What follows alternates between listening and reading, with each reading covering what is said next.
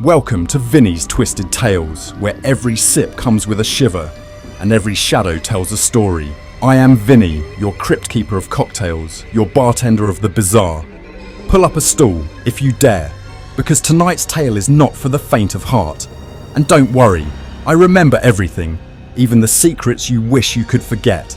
Tonight's tale is the Absinthe Awakening.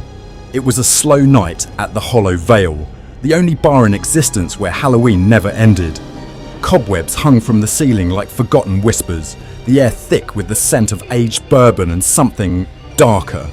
At the helm of it all stood Vinny the Vile, his skeletal face paint fixed in an eternal grin, mixing potions with a flair that could raise the dead, literally. That's when Marcus walked in. Marcus was a regular, sharp suit, tired eyes, a man who carried the weight of the world on his shoulders. But tonight, he didn't just look exhausted, he looked haunted. "Vinny," he muttered, sinking into a stool.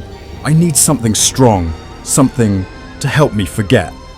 Vinny's grin widened as he pulled a bottle from beneath the bar.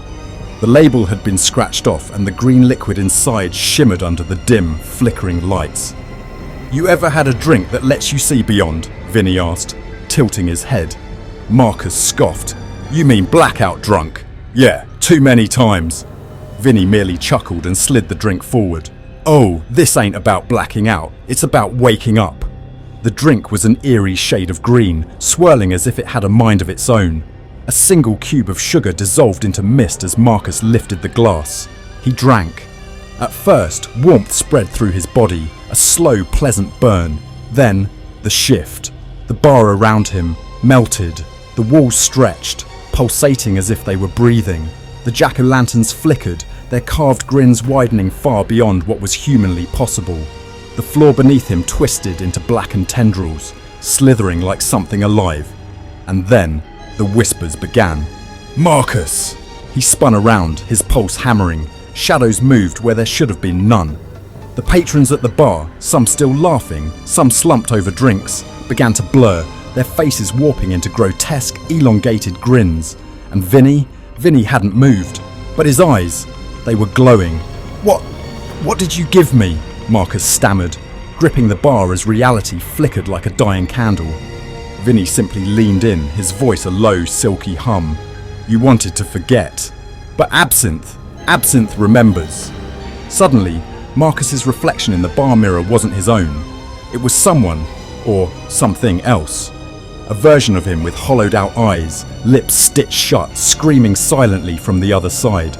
Marcus stumbled back, but the floor wasn't there anymore.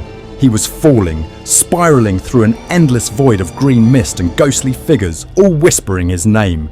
And then, darkness. When Marcus woke up, he was back in the bar, his head pounding. The drink was gone, the glass was clean. Had it even happened?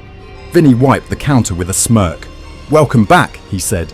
"You saw, didn't you?" Marcus swallowed hard, his hands shaking. "Saw what?" Vinny chuckled and leaned in close.